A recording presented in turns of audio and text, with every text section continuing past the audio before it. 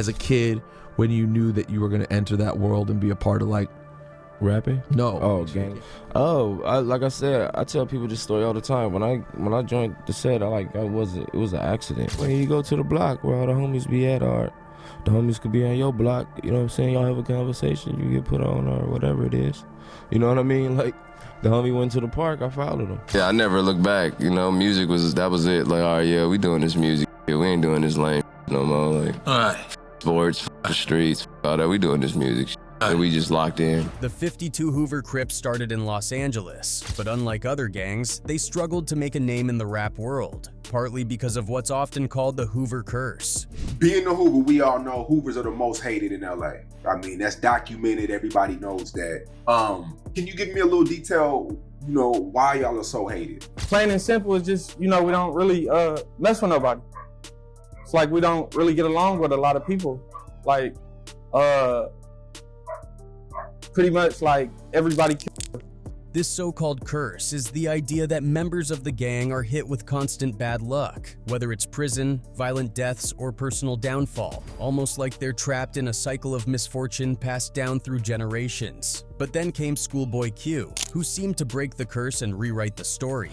So much that my mustache pink, strapping my pants sink, no need for a belt. Yeah, I never looked back. You know, music that was it. Like, all right, yeah, we doing this music. Yeah, we ain't doing this lame no more. Like, all right. Sports, the streets, all that. We doing this music. And we just locked in. He kicked off his music career in 2007, dropping his first mixtapes, Schoolboy turned Hoosla 2008 and Gangsta and Soul 2009, which gained some local buzz. After signing with Top Dog Entertainment, he dropped his debut album Setbacks 2011 and its follow-up Habits and Contradictions 2012, both of which got solid reviews and even made a splash on the Billboard 200 as digital releases. Still, Q's life wasn't all that different from the others in his gang. He was caught up in drugs, gang life, and plenty of fights while trying to rise above it all. For a while, it felt like he'd never escape that world. But a couple of incidents happened that really changed Q for life. So how deep does his story really go? Let's get into it. Schoolboy Q, born Quincy Hanley on October 26, 1986, came into the world on a U.S. Army base in Germany, thanks to his family's military ties.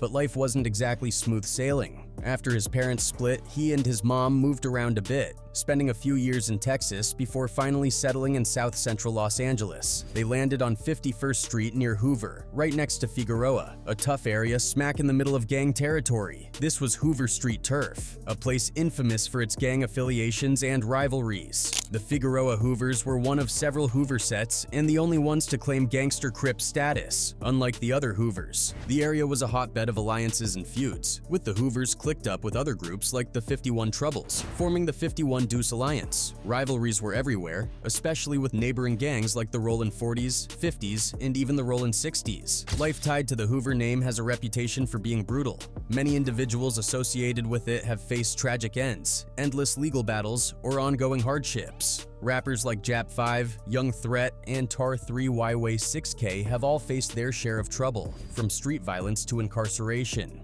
Even artists like Fifth Ward JP and Maxo Cream, while still alive, carry the weight of losses and struggles tied to their affiliations. Maxo, for example, lost his brother to violence, a story all too familiar in the lives of those connected to Hoover gangs. For Schoolboy Q, growing up in that environment was no walk in the park. By the age of 12, he was already exposed to realities most adults would struggle to face. He and his mom worked hard to make ends meet, hustling however they could. At one point, he even considered joining the military, inspired by his mom's service. But when he brought it up, she shot the idea down, not wanting him to follow that path. She was so against me going to the military. Okay. You know?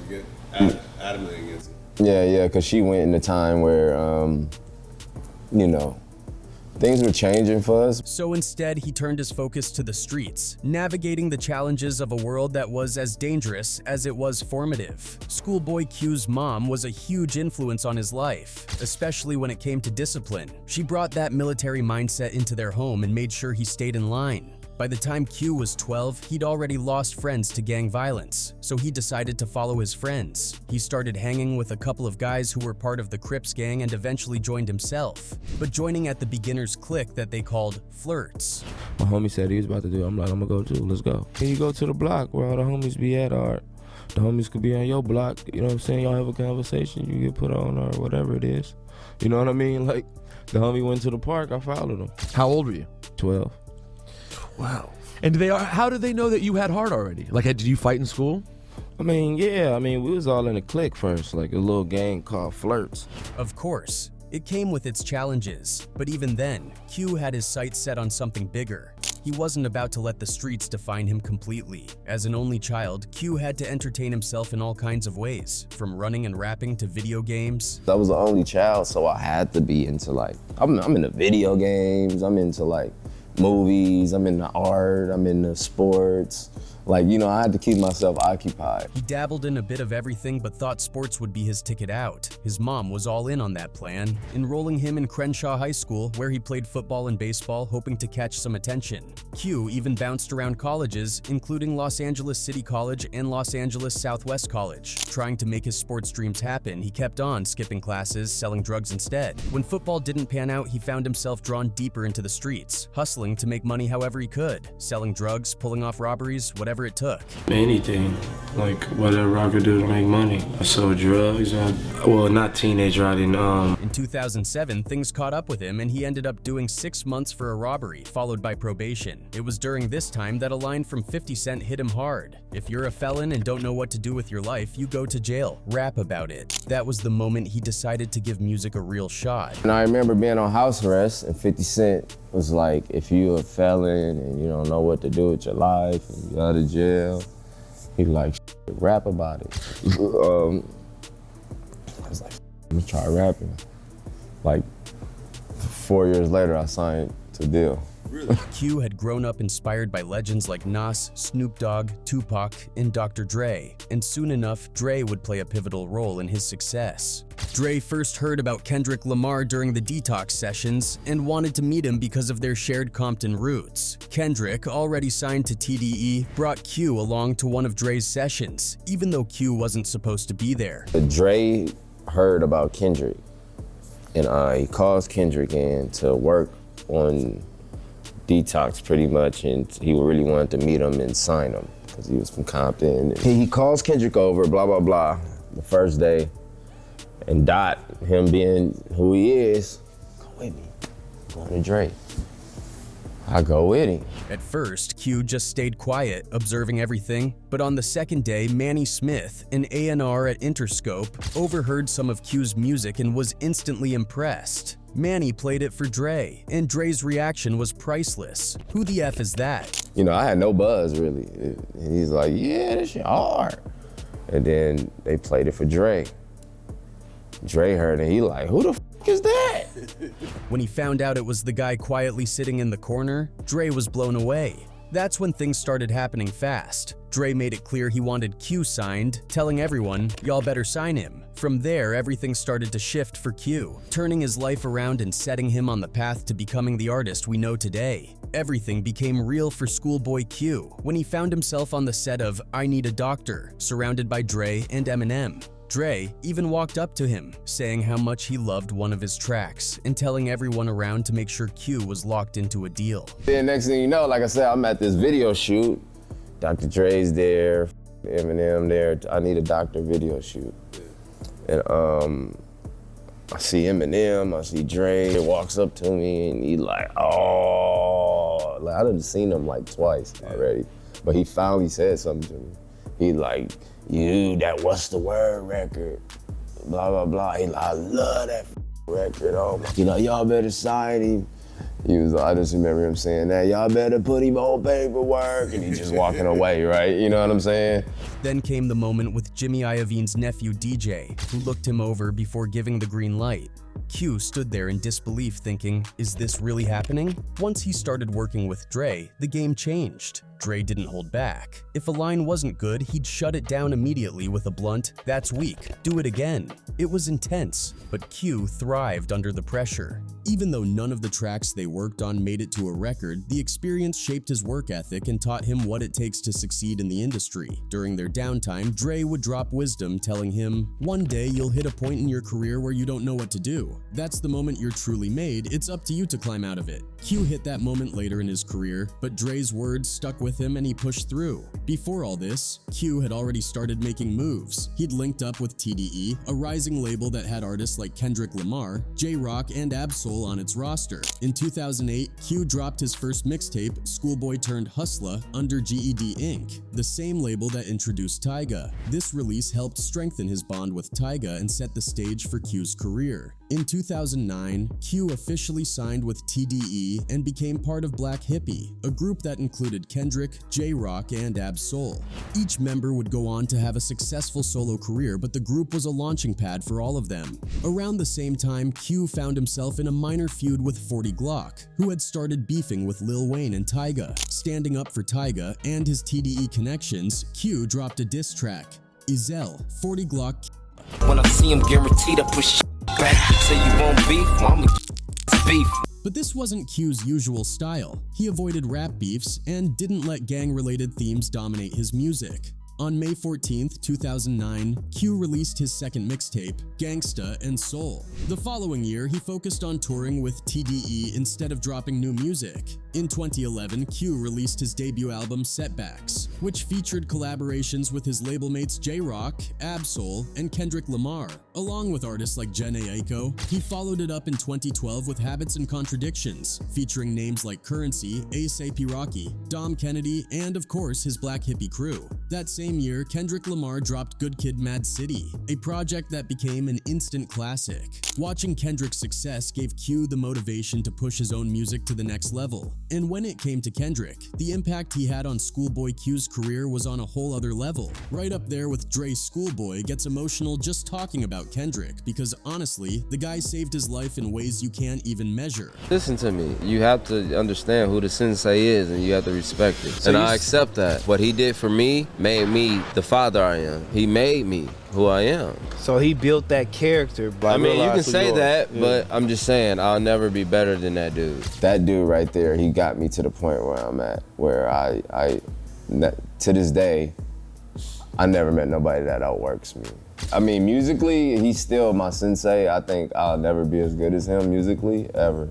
No matter how hard I try. Sure, Q had that tough discipline from his mom, but then he met Kendrick, and the game completely changed. Kendrick's work ethic, it was on some next level stuff. Q had always been the leader growing up, the one everyone followed, whether it was on the basketball court or just running errands. But then he got to TDE and saw Kendrick in action, constantly experimenting with flows, pushing his voice, writing non-stop. It was like watching a masterclass in hustle. At first, Q didn't get it. Like, why spend time on stuff that might not even sound good? But Kendrick kept at it, refining things until they worked. That grind woke Q up. He realized he needed to step his game up if he wanted to make it. Even though he started rapping seriously in his 20s, way behind Kendrick, who'd been doing it since he was a kid, Q stayed grinding. Kendrick didn't just inspire him from a distance, he actually helped him along the way. He'd suggest ideas, give feedback, or even just drop little gems like, try it this way. Q remembered working on a track called F Get the Money, where Kendrick basically handed him a Kanye-style line. The flow is in the pocket like wallets, I got the bounce like hydraulics. I got this song called Fig Get the Money, and he basically just gave me a Kanye line, right? The flow is in the pocket like wallets, I got the bounce like hydraulics, I can't call it, I got the swerve like alcoholics. And then he pretty much told me to say it. He's like, say that. And then say that and then just rap. Fig Get the Money, everything about Figueroa. Kendrick pushed Q to focus on every detail, no matter how small, even turning something as simple as going to the bathroom into a story worth rapping about.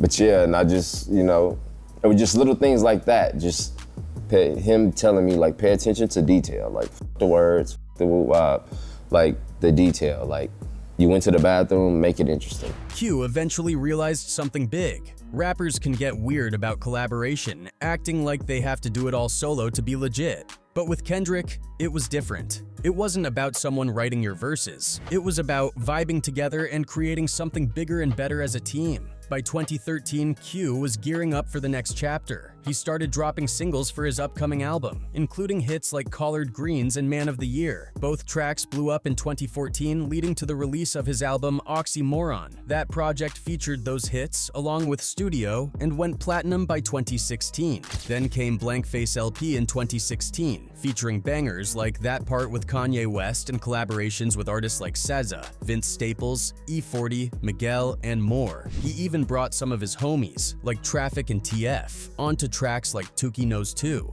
The album went gold and showed how much Q had leveled up.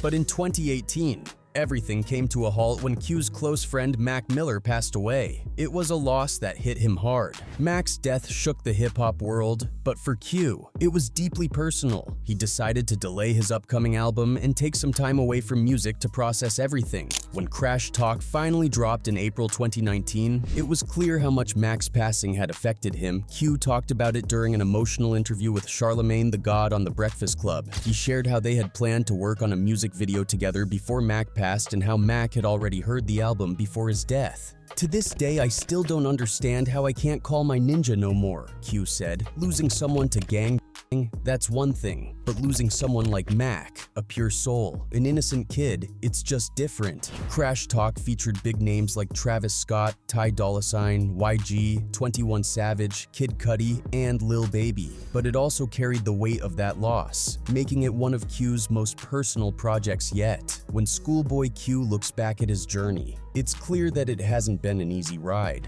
but it's one he's owned every step of the way. Reflecting on the period when he was battling addiction to codeine syrup and pills, he admits, "I woke up one day, I was 250 pounds. He laughs for a moment, still in awe, and says, "I was drinking so much lean. I was taking so much pills, bro. Oh my God, how am I still here, fool?" 250 pounds. I was drinking so much lean and I was on so many pills, bruh. Oh my God. How am I still here, fool? It's a raw truth he doesn't shy away from. His struggles with drugs weren't just a footnote in his life. They were woven into his art, especially during the making of his 2014 album Oxymoron. The whole Oxy session. "Ninja, I don't have one memory from that," he recalls. The whole Oxy session? I don't have one memory from that. The irony wasn't lost on him either. He went on to say, "I was an effing dopehead. That was telling you I sold dope. That was the oxymoron." That was telling you I sold dope. That was the oxymoron.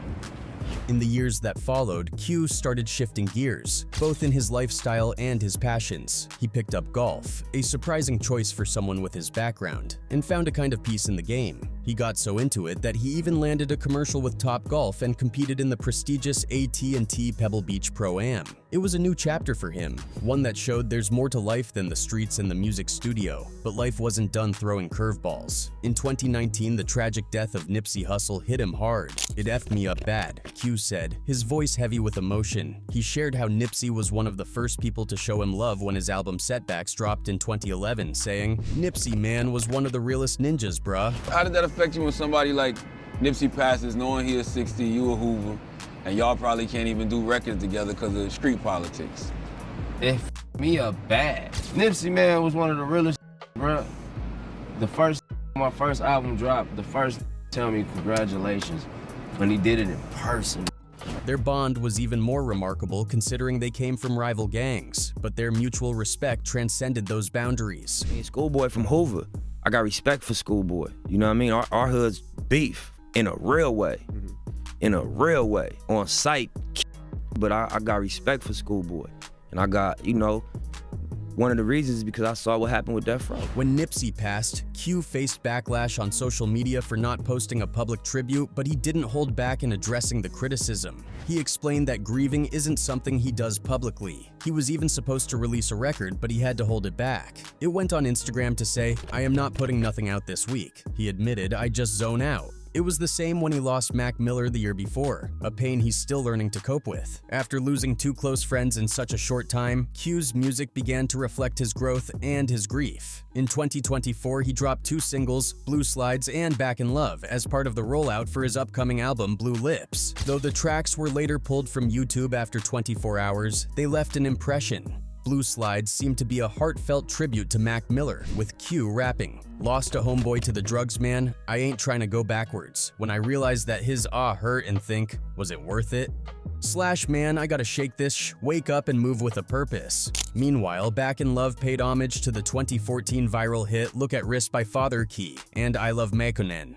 When fans connected the dots and tagged Father in a post about the track, he responded with surprise and pride, and even Q jumped in to confirm the inspiration. It was a full circle moment, showing how Q's artistry continues to evolve while staying connected to the culture that shaped him. As the release date for Blue Lips approached, fans buzzed with anticipation. Q had already teased a 37-second trailer on his website, giving a glimpse of the track list. The album promised 17 tracks with intriguing titles like Time Catchers and Germany 86, the latter being a nod to his birthplace. While he's kept the guest features under wraps, the vibe around the project feels electric. It's clear that Blue Lips isn't just an album, it's a statement, a reflection of where Schoolboy Q has been and where he's headed. From battling addiction and losing friends to finding peace in unexpected places and continuing to create music that pushes boundaries, Q's journey is nothing short of remarkable. He's a living testament to resilience, proving that no matter how many times life knocks you down, it's about how you get back up.